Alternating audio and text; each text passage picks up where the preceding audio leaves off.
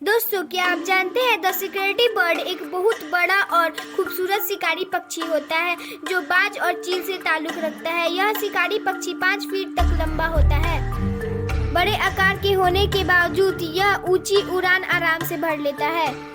शिकारी पक्षी दक्षिण अफ्रीका में पाया जाता है और दक्षिण अफ्रीका का प्रतीक माना जाता है।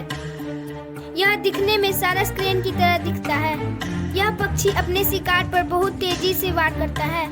इस पक्षी के पैर शिकारी पक्षी में सबसे लंबे होते हैं। सिक्रेटरी पक्षी लगभग 15 साल से 20 साल तक जीवित रहते हैं। अगर मेरी दी हुई जानकारी आपको अच्छी लगी तो मेरे चैनल को लाइक और सब्सक्राइब करें।